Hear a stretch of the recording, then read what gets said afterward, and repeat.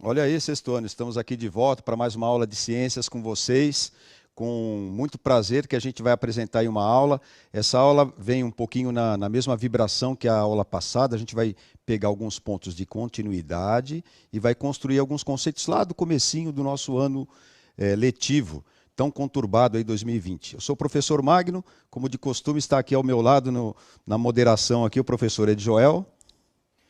Bom dia a todos, sejam todos muito bem-vindos, também os responsáveis, nossos queridos colegas professores, né? Eu espero que todos façam boas interações aqui com a gente no chat, tá bom? E estamos aqui por que der e vier. E aí o que a gente tem reservado para vocês hoje? O título da aula é Transformações, né?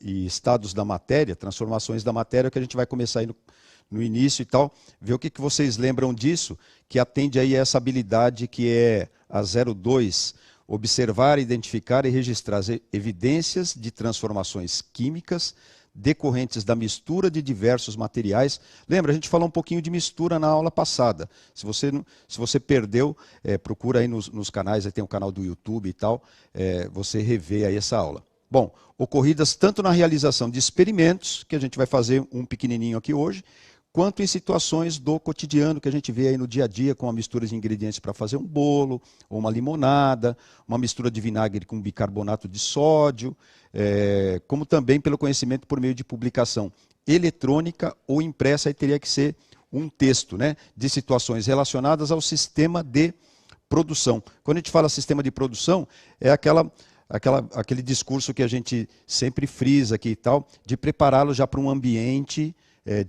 de pensamento, na verdade, de trabalho e tudo mais, de atuação e não sei o quê. Eu e o Joel aqui, a gente sempre procura trazer você para um universo do mundo do trabalho e da ciência, né, professor Joel? Sim, Que fazer ciência é bom demais, fala a verdade. Sim, até porque, né, as descobertas da ciência, né, permitem novas tecnologias, permitem novas profissões, permitem a melhora de algumas profissões, né?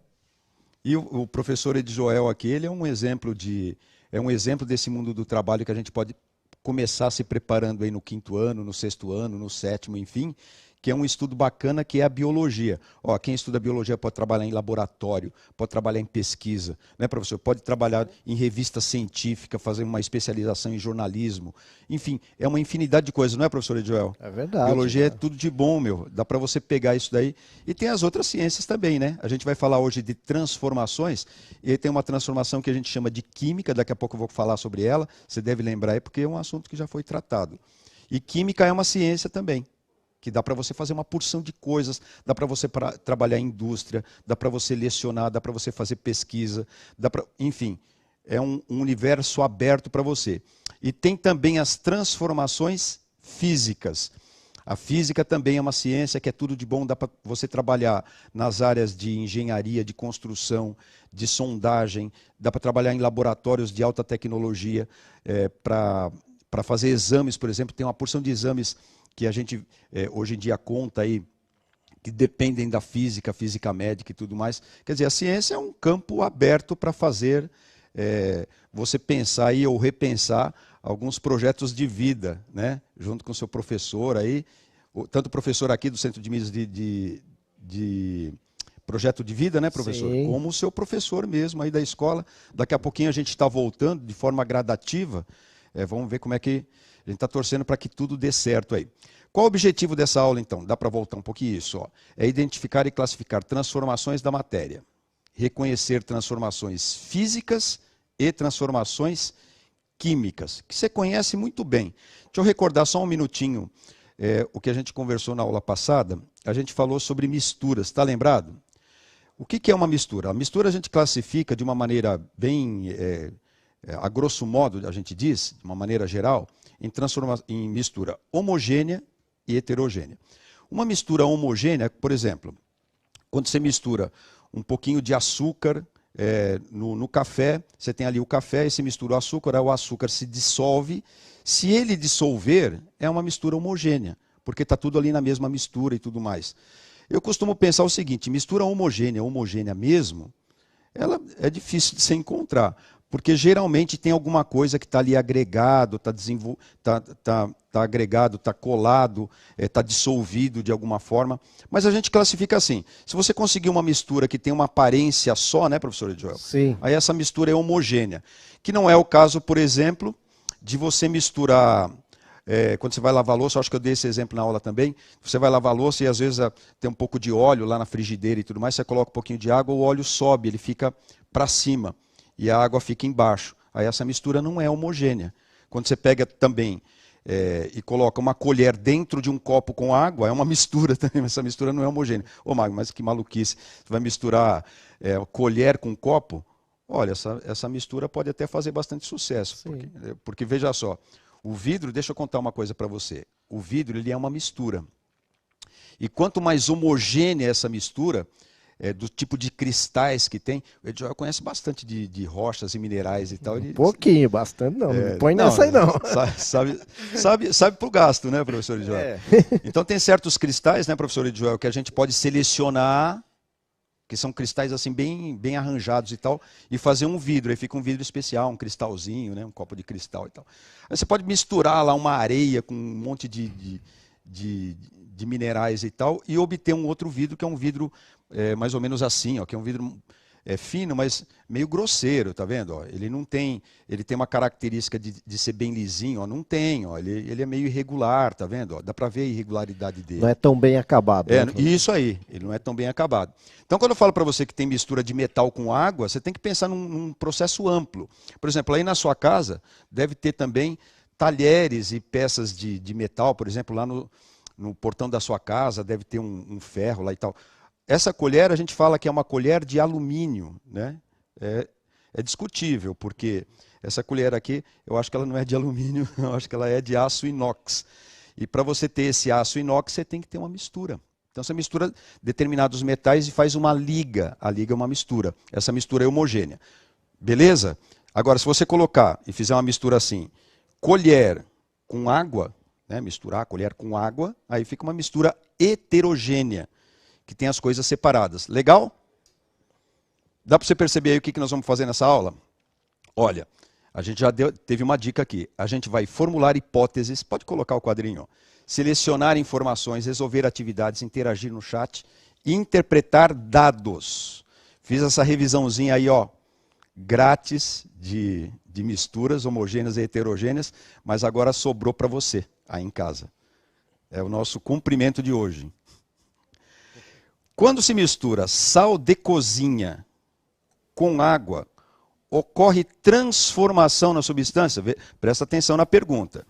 É uma mistura, que eu falei hoje aqui, mas eu quero saber se ocorre transformação das substâncias. Tá bom?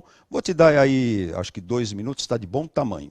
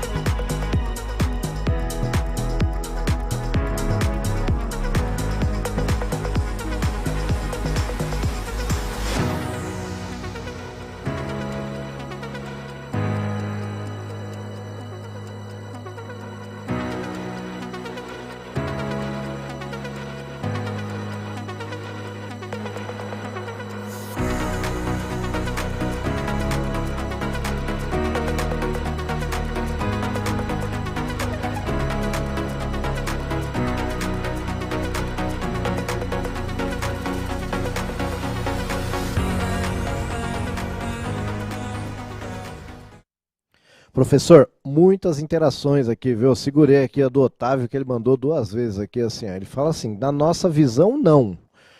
Mas nos componentes químicos, sim. Então, assim, né, não dá para eu perceber que modificou ali olhando. Imperceptível, né? Isso, Boa, mas boa. ele falou que muda. Legal. Tá? A Kaina falou aqui, sim, transforma em heterogênea. Aí o Cauã já foi de homogênea. O Kelvin, sim. O Eduardo, não ocorre nenhuma transformação. Aí o Luiz foi assim, ó, Luiz Miguel. Sim, o sal dissolve na água e a água fica meio esbranquiçada. Certo. Aí vai Emanuel? depender de quantidade, né? Aí vai quantidade, né? Tá. Peraí, não é Emanuel, não, acho que é Luiz Miguel. Deixa eu ver. Luiz Miguel. Isso, Luiz Miguel. Deixa eu voltar aqui para cima, né? Porque aí começou com não, aí depois sim. Tô na dúvida. Aí o Gabriel fala assim, eu acho que dá para fazer o soro fisiológico. Tá Olha. faltando um ingrediente aí, né? Mas dá. Tá no caminho. Aí o Murilo fala assim, não, só o gosto. Tá, então o pessoal ficou meio dividido aqui, viu? Entre sim e não. Então, é legal, a gente sempre lembra vocês aqui, e é sempre importante lembrar que assim, o que você responde para a gente no chat, não interessa muito se está certo ou se está errado. O que a gente quer é ouvir o que você pensou, qual é o seu pensamento e tudo mais. O professor Edjoel até aqui deu uma cochichada para mim e falou assim, ó, o pessoal está escrevendo isso porque eu acho que eles não entendem muito bem o que é transformação. Vai ser um prato cheio para a gente falar e mostrar algumas coisas para a gente entender. Tanto que tem alguns que confundiram um pouco com mistura, estou te falando que não tem problema. É isso que deve acontecer mesmo. Você deve participar, deve falar, não deve ter vergonha de escrever aí. A participação do chat relativa à aula é bem-vinda com qualquer proposta, qualquer hipótese, tá legal? Bom, quando a gente mistura sal de cozinha, que é um tipo de sal, com a água, o que acontece é um fenômeno chamado dissolução. Que na verdade ele pode saturar, às vezes a gente coloca muito sal, aí ele pode sobrar lá no fundo do copo, enfim. Mas o que a gente tem em mente é o seguinte, não é difícil de você entender. A gente quando pensa em transformação, a gente pensa no seguinte, será que eu consigo voltar a ser água e sal? Tudo bem, alguns escreveram isso, né, professor, que a água fica salgada. Sim. Mas será que dá para deixar a água sem água doce, entre aspas, tirar o sal da água e deixá-la de novo com o sabor de água normal? Aí tem alguns processos que a gente avança na aula, acho que está prometido para a próxima aula e tal, não vou gastar aqui toda a munição. A gente tem alguns meios de separar as coisas, então a gente tem que pensar assim, o que acontece nessa mistura se ocorre uma transformação? Aparentemente não, escreveu bem legal aí. Aparentemente não, porque há uma dissolução e tudo mais. Então, essa mistura, ela é homogênea, é claro, porque há dissolução, mas é uma transformação que não muda as propriedades, né? Só se você olhar lá para cada cristalzinho de sal, né? A gente tem o sal, ele é um pozinho, o sal refinado, tem vários tipos de sal, né? Esse sal aqui, não sei se dá para você ver, ó, tem um pouquinho de sal aqui, ó, tem um pouquinho de sal. Esse sal aqui misturado à água, né? Vou colocar um pouquinho de água aqui, já vou fazer uma lambança aqui, professor. A experiência é bom. Eu gosto assim. Você falou aí da transformação e não mostrou, Magno, qual é? Não, calma, vou mostrar, tá aqui, ó. Ó. O copinho tá aqui. Teve alguém que falou que fica meio esbranquiçado, né? Sim. Mesmo. Fica um pouquinho esbranquiçado mesmo. Ele perde um pouco da propriedade. Assim na câmera não dá para você ver, mas sobrou um pouquinho lá no fundo, tá vendo? Ele está meio esbranquiçado lá. Aí se você der uma chacoalhada assim, eita, nós, maravilha. Fez bagunça, né? Ixi, olha, essa transformação aqui. Sobrando aí no fundo tá uma mistura heterogênea, né? Agora, se dissolvesse tudo... Sabe o que eu acho? Eu acho que a gente precisa mergulhar um pouquinho aí nessas propriedades. Você falou que está um pouco heterogêneo isso daí. Acho que a gente precisa entender um pouquinho melhor aí. Vamos entender um pouquinho melhor? Vamos classificar essas coisas de transformação, porque aqui eu acho que só entendendo a mistura não é o suficiente. Então, vou te apresentar duas duas transformações básicas da natureza. Transformação física. Quando você pega e produz uma transformação em que as propriedades do que você está mexendo não se alteram, mas as características lá, sabor, enfim, cor e etc.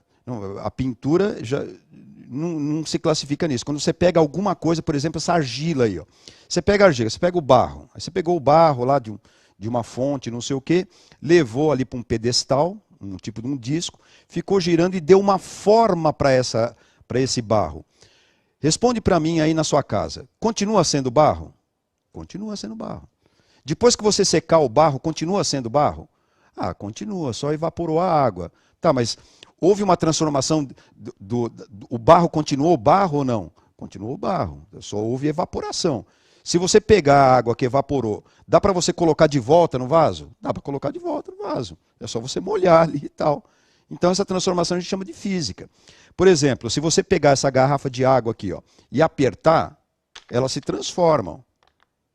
Ela se transforma. Já não tem o mesmo formato. Mas aí você solta, ela volta ao normal. Quer dizer, é uma transformação física. Não há transformação da substância em termos de propriedades mais... a gente tem algumas propriedades, você já deve ter ouvido falar da densidade, né? Por exemplo, esse fator densidade é extremamente importante para a gente entender a transformação. Transformação física. As características da substância, elas continuam a mesma. Por exemplo, dá para a gente pensar em várias coisas com essas roupas no varal aí. Por exemplo, tem uma camisa ali, um pano, enfim, acho que tem uma saia, alguma coisa assim. O vento está batendo nessas camisas, mas o que está ocorrendo é uma transformação física, porque você não está alterando a camisa, né? Mesmo que você tire a manga de uma camisa, né, houve uma transformação, porque agora a camisa era camisa de manga comprida, ficou de manga curta, né, professor? Dá para você colocar a manga de volta? Dá uma costuradinha. Então essa transformação é física. Quando a gente fala transformação física, a gente está falando de alterar a forma, mas conservar determinadas características da substância. Então, eu posso, por exemplo... Não vou dar esse exemplo aqui agora não, que eu ia dar... Não, eu vou só dar um spoiler que fala, né, professor? A água tem certas transformações, mas continua a água. Daqui a pouco a gente vai falar um pouquinho mais sobre ela. Eu quero voltar nesse exemplo, presta bem atenção nessas roupinhas no varal aí. Eu tenho uma coisa que está aí caracterizada por essa transformação física que eu quero compartilhar com vocês aí de casa. Vamos supor que essas roupas aí estavam molhadas, lá se lavou, sua mãe lavou, enfim. Estavam molhadas e aí estendeu no varal. Mas aí eu quero que a gente formular uma hipótese, vamos lá. Eu já te expliquei que isso é uma transformação física. Então, vamos pensar o seguinte, olha lá. Num dia de pouco sol e muito vento, um aluno do 6º ano questionou sua mãe a respeito disso. Como há pouco sol, as roupas vão demorar mais tempo para secar, pois o vento parece esfriar as roupas estendidas, retardando o processo. Volta um pouquinho só para mim aqui, para você entender o que eu estou querendo colocar. Não sei se você já percebeu, quando você lava a roupa e a roupa está meio úmida, você dá uma torcidinha, você coloca no varal, você põe a mão, está sempre gelada. Já percebeu isso? Você pega um pano de prato ali, lava um pouquinho, dá uma esfregada e tal, dá uma torcida, vai lá e coloca no varal. Aí você coloca a mão, está sempre gelada. A roupa, enquanto está secando, está sempre gelada. Então, a conclusão desse aluno do 6º ano foi essa. Ó. Vou deixar aí para você ler e fazer um comentário. Ele achou o seguinte, como tem pouco sol e parece que quanto mais bate vento, mais frio a roupa fica, mais fria a roupa fica, na verdade, ele achou que isso daí está retardando o processo. Faça aí o seu comentário, então, porque aí tem uma transformação física envolvida. Ó, num dia de pouco sol e muito vento, um aluno do 6º ano questionou sua mãe a respeito disso. Como há pouco sol, as roupas vão demorar mais tempo para secar, pois o vento parece esfriar as roupas estendidas, retardando o processo. 3 minutos para você fazer o comentário para nós, por favor.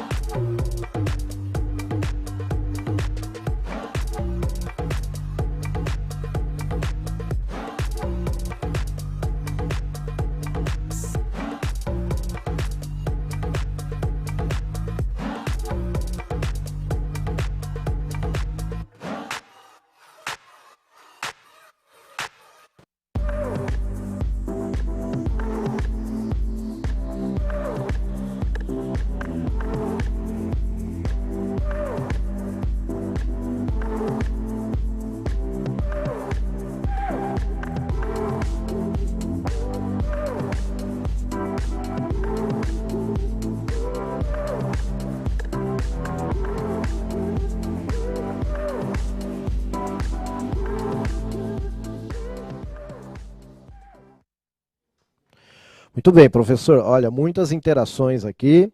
Vou dar o exemplo aqui do Lúcio Mauro, que ele falou assim, mas o vento leva a água. Tá? Aí o Paulo Guedes falou que estava certo o menino, né, lá da questão. Tá bom?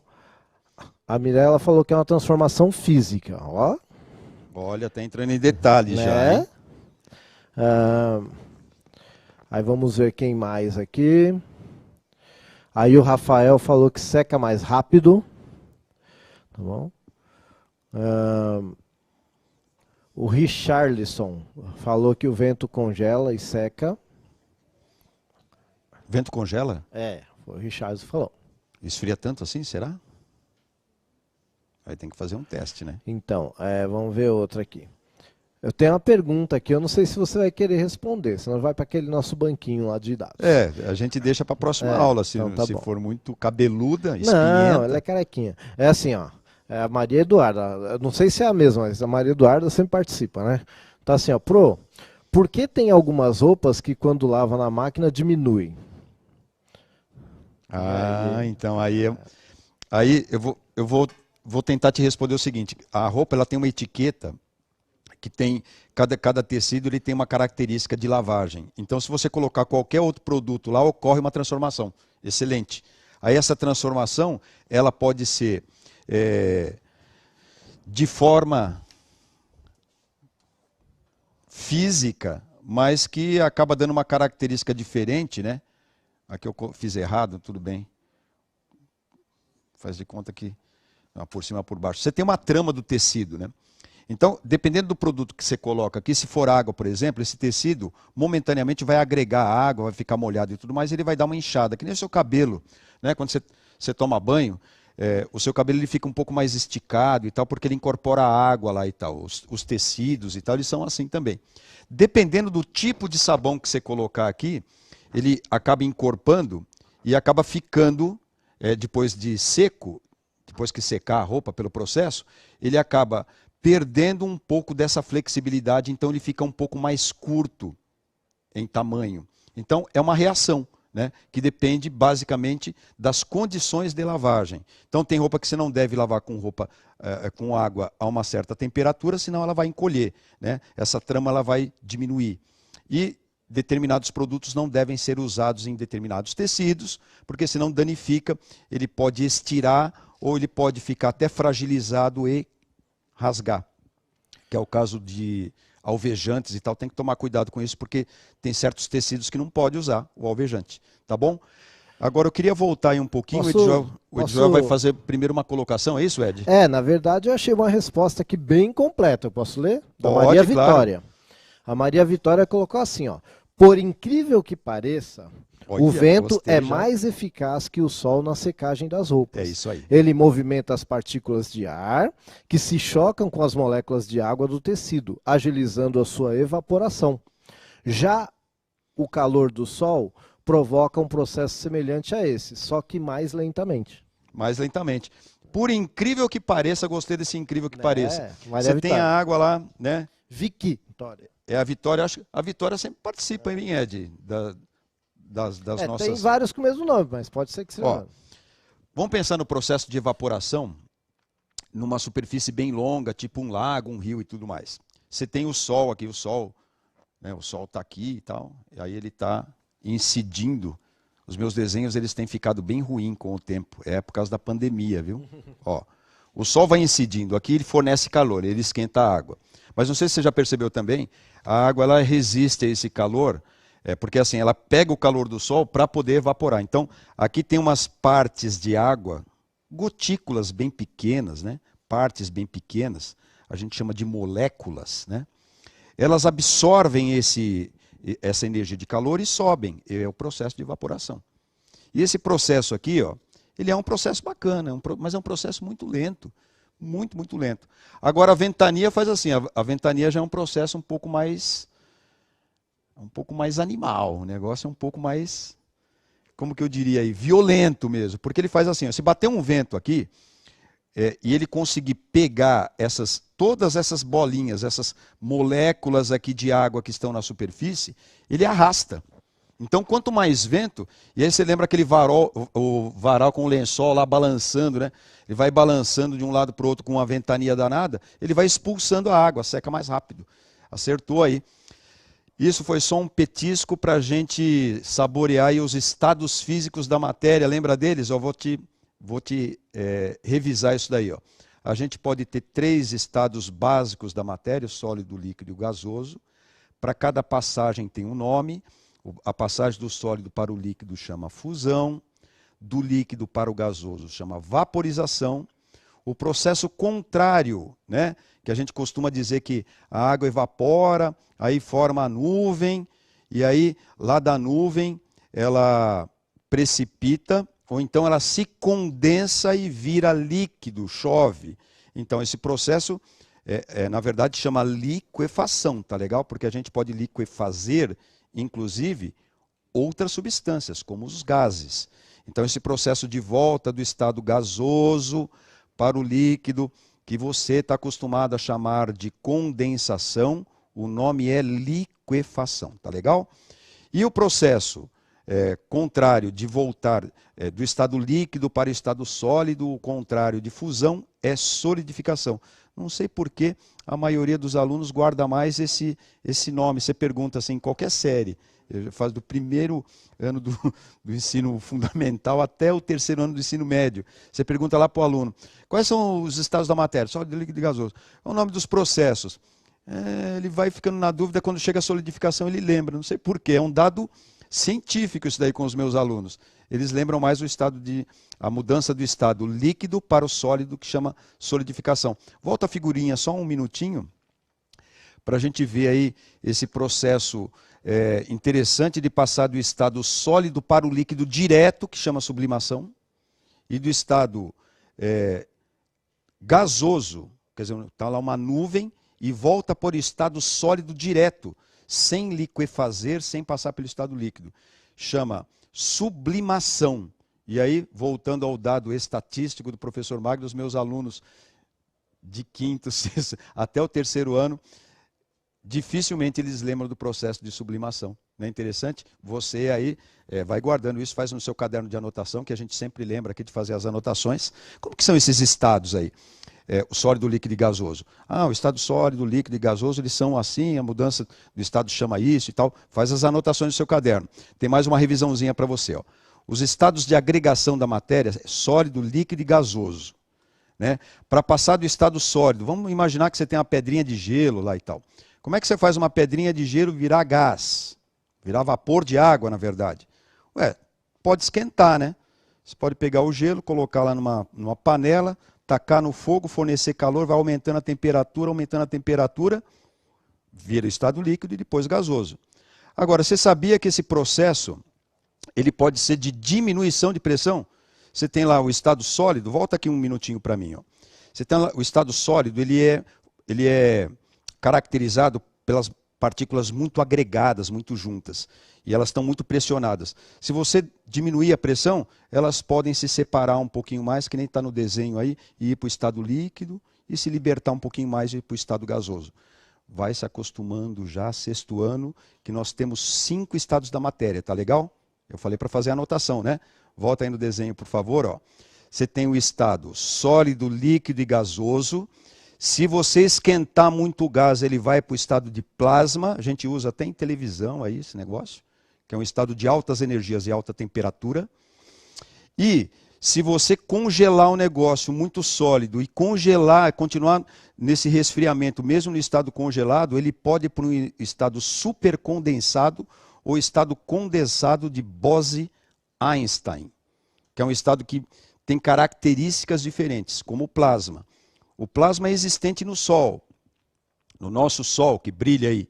Então, ele é disponível na natureza. O estado supercondensado de Bose-Einstein já é mais difícil de se encontrar. No universo inteiro, a gente até agora não tem notícia disso. Portanto, é um estado que, em pesquisa, a gente tem, teoricamente a gente tem, mas em abundância na natureza não tem. Geralmente o universo está por aí, ele é frio, mas não chega a tanto, e ele é bem quente, as estrelas são bem quentes. Agora vamos falar de uma outra transformação. Falei para você de transformação física, com coroamento aí do estado, os estados físicos da matéria, Bose-Einstein, supercondensado, sólido, líquido, gasoso e plasma, são 5 estados, vai se acostumando. No meu tempo só tinha 3, no tempo do de Joel também só tinha 3, eu acho.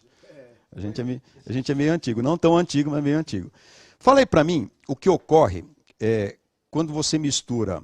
Bom, vamos voltar naquela mistura, para a gente ver esse negócio de transformação. Eu vou te mostrar uma outra transformação aqui, só recordando, né? Quando eu misturo, então, um pouquinho de água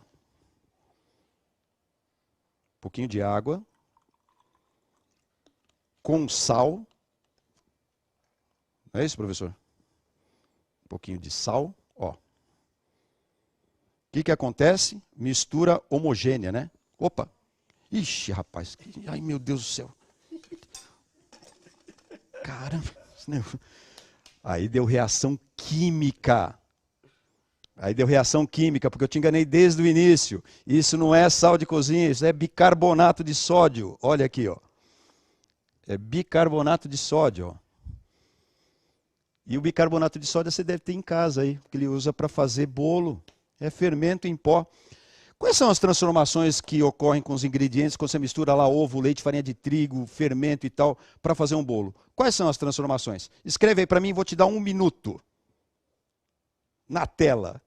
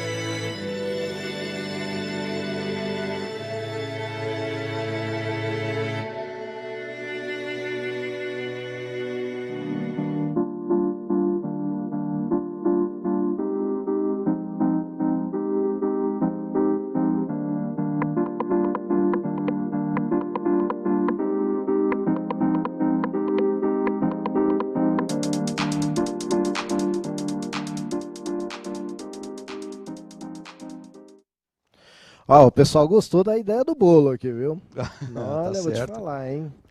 Então vamos ver aqui.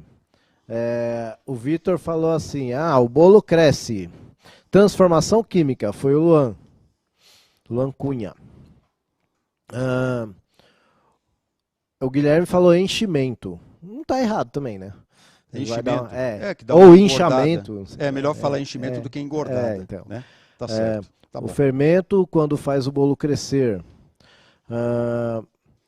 faz a massa inflamar. Acho que inflar, né? Inflar, Isso, foi a Giovanna.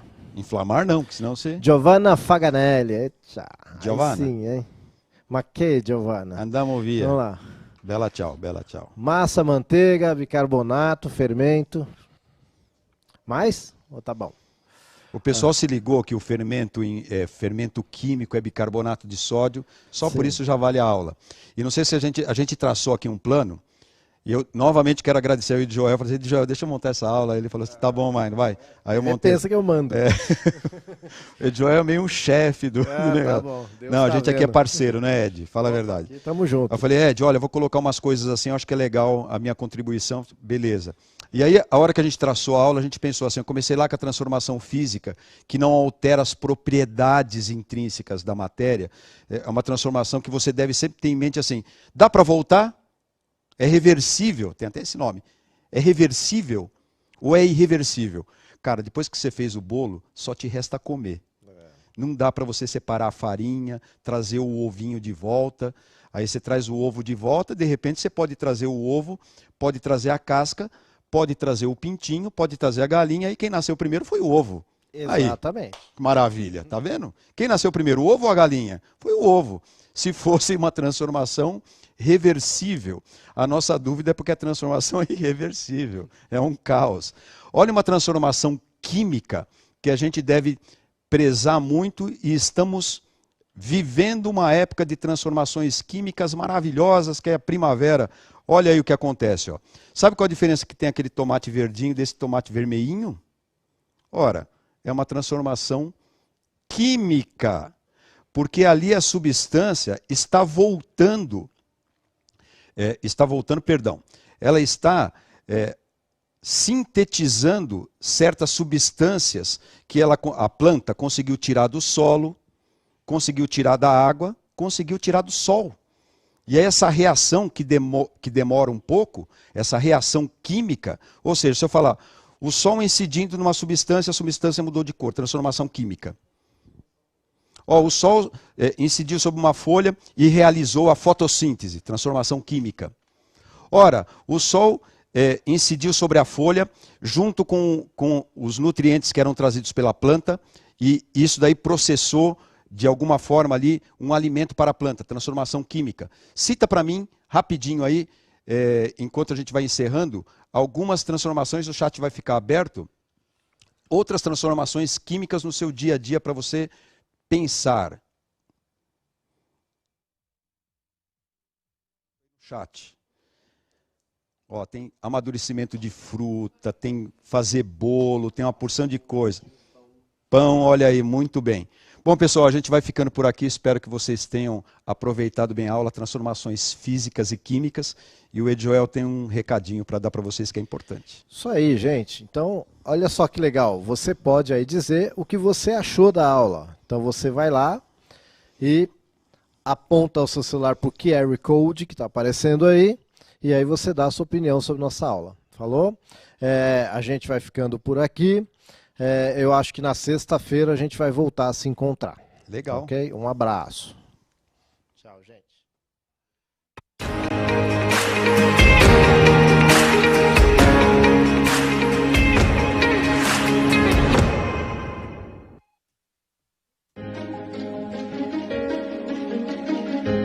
A escola pode estar distante, mas as aulas não. Por isso, o governo de São Paulo criou um aplicativo online de aulas com chats para todos os estudantes da rede pública de ensino durante a quarentena. O acesso à internet é gratuito e você ainda pode assistir às aulas ao vivo nos canais digitais da TV Cultura.